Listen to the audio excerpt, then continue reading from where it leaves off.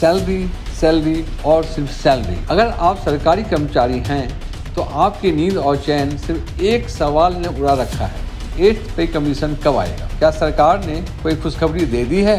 आपकी fitment factor में कितना जंप लगेगा? नमस्ते दोस्तों, आपका स्वागत है ताज़ा नाव लाइव पर, जहां आपके हर सवाल का इस वीडियो में है जवाब। आज हम बात करेंगे 8वें वेतन आयोग के बारे में, जो हर सरकारी कर्मचारी और पेंशनर के लिए बहुत बड़ा मसला है। पूरा वीडियो जरूर देखें क्योंकि यहाँ मिलेगी सारी जरूरी जानकारियाँ। चलिए शुरू करते हैं आपकी सैलरी की सबसे बड़ी कहानी, सवाल और जवाब अंदाज में। तो पहला सवाल है, 8वां वेतन आयोग आखिर है क्या? 8वां वेतन आयोग एक सरकारी पैनल है जो केंद्र सरकार के कर्मचारियों और पेंशनर्स के वेतन, भत्ते और अन्य सेवाओं की समीक्षा करता है। यह हर 10 साल में बनता है ताकि सैलरी को महंगाई और आर्थिक स्थिति के हिसाब से अपडेट किया जा सके। तो सवाल है, क्या अभी 8वें वेतन आयोग की घोषणा हो चुकी है? जी हाँ, 8वें वेतन आयोग की घोषणा जनवरी 2025 में हुई थी। इसके टर्म्स ऑफ रेफरेंस अक्टूबर 2025 में मंजूर कर लिए गए हैं और अब आयोग अपनी रिपोर्ट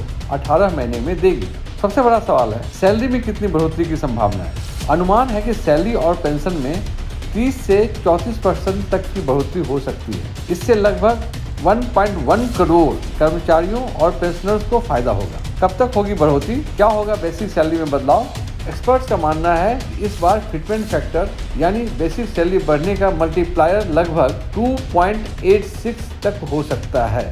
इससे यदि कोई लेवल 1 कर्मचारी वर्तमान में बेसिक सैलरी 18,000 रुपया ले रहा है तो नई व्यवस्था में उसकी बेसिक सैलरी लगभग 51,000 तक बढ़ सकती है।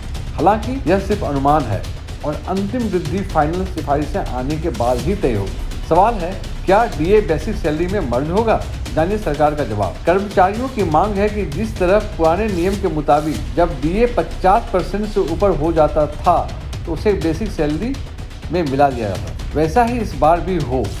कुछ मीडिया रिपोर्ट्स ने दावा किया है कि इस बार डीए को मर्ज किया जा सकता है। हालांकि सरकार ने स्पष्ट किया है कि फिलहाल डीए को बेसिक सैलरी में मर्ज करने का कोई प्रस्ताव नहीं है। डीए का कैलकुलेशन, महंगाई भत्ता की गणना मुख्य रूप से AICPI IW के आंकड़ों के आधार पर होती है। वर्तमान में डीए का बेस ईयर 2016 है, जिसे 7वें वेतन आयोग लगने के बाद सेट किया गया था। अब 8वें वेतन आयोग के लागू होने के साथ इस बेस ईयर को 2026 में बदलने की संभावना जताई जा रही है। ऐसा होने पर डीए कैलकुलेशन फिर से शून्य से शुरू हो सकती है। 8वां वेतन आयोग कब से लागू होगा? 8वां वेतन आयोग की सिफारिश 1 जनवरी 2000 से लागू होने की उम्मीद है, लेकिन यह लागू होने में कुछ समय लग सकता है क्योंकि रिपोर्ट तैयार होकर कैबिनेट की मंजूरी लेगी। सवाल है, इस आयोग में कौन कौन होंगे? इस आयोग में एक चेयरपर्सन पूर्व सुप्रीम कोर्ट की जज रंजना प्रसाद देसाई होंगी, एक पार्ट टाइम सदस्य और एक